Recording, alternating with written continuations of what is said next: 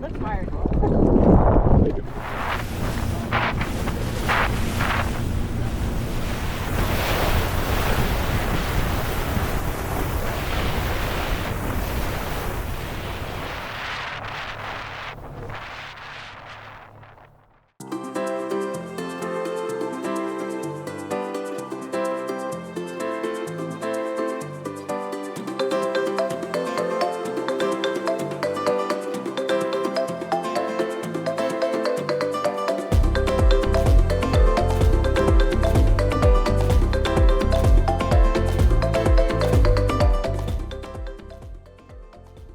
Deuxième étape de notre périple dans le Pacifique, Kona, sur la côte occidentale de Big Island, déploie un littoral sculpté par le feu et le temps.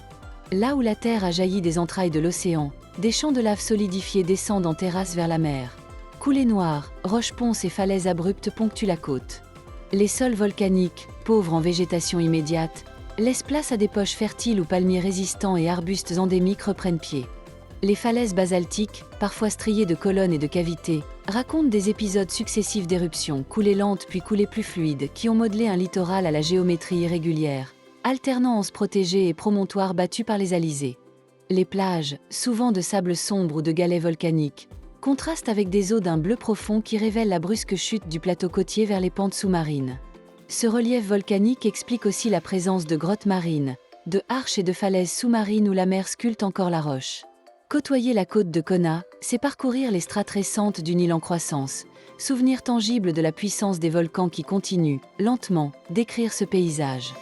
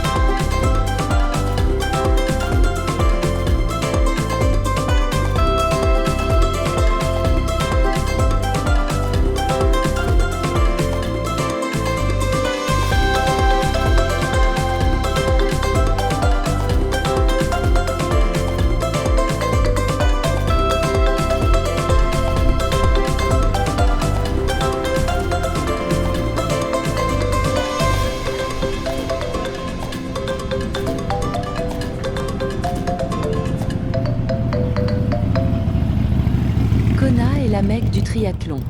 Ici, chaque souffle, chaque coup de pédale et chaque foulée résonne avec l'histoire d'efforts extrêmes. Sur un parcours de 3,8 km de natation, 180 km de vélo et pour finir un marathon, sur des routes côtières qui affrontent le vent alizé. La chaleur sèche du plateau de lave teste la résistance des corps, et l'océan profond exige une nage sans concession. Des milliers d'athlètes venus du monde entier portent un même défi, repousser leurs limites sur ce parcours mythique où la souffrance se mêle à l'extase. Des légendes y ont inscrit leurs noms: Mark Allen, Dave Scott, Chrissy Wellington, Jean Frodeno, dont les duels et exploits ont forgé la légende de Kona. À l'arrivée, ce n'est pas seulement une médaille qu'on gagne, mais la preuve d'avoir affronté Kona, un sanctuaire du dépassement de soi.